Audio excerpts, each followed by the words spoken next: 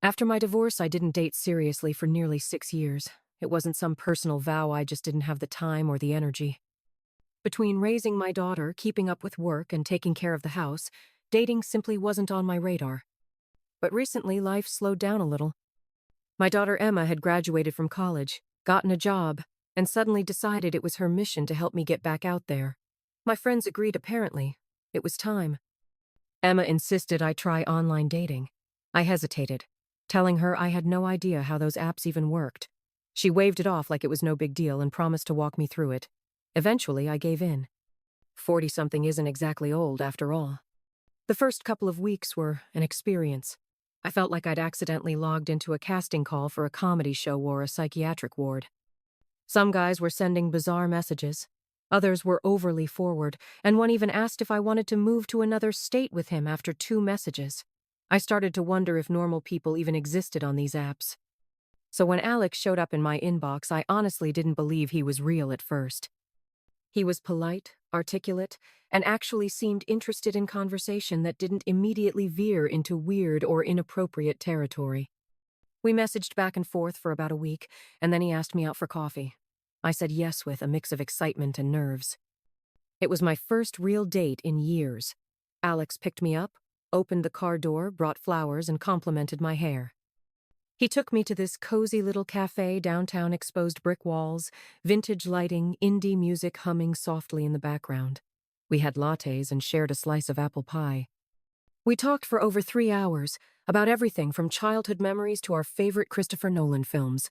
By the end of the night, he said he'd love to see me again. I agreed without hesitation. Before our second date, I was even more nervous.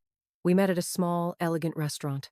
To calm my anxiety, I ordered a glass of wine, then another. That was unusual for me. I rarely drink, mostly just at holidays or social events, but I really needed to take the edge off. I noticed Alex was quieter than the first time, more reserved. On the drive back, I asked him if something was wrong. He hesitated, then admitted that seeing me drink made him uncomfortable. He said he didn't like it when women drank, that he always pictured women as delicate, light, graceful creatures, and alcohol didn't fit that image for him. I was caught off guard. I hadn't gotten drunk or even tipsy. I'd just had a couple of glasses of wine to calm my nerves. But I figured if it mattered to him, I could skip the drinks when we were together. It wasn't a big deal, or so I thought. We kept dating. Things were going great, really. We went on walks, watched classic movies, talked for hours. I met his friends, and he met mine. He was thoughtful, attentive, and honestly, I started to think this might turn into something real. Then, one night, we were at a backyard party hosted by my friend Susan. Alex was across the yard chatting with some people, and I grabbed a craft beer from the cooler. It wasn't a statement, I just felt like having something cold and flavorful. I had barely drunk half when Alex appeared out of nowhere, took the bottle from my hand, and told me in front of everyone that I'd had enough.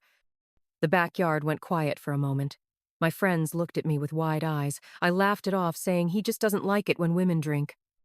But later, Susan pulled me aside and said, "You barely drink.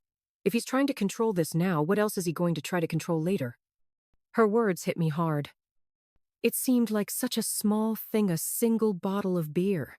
But it wasn't about the beer. It was about control.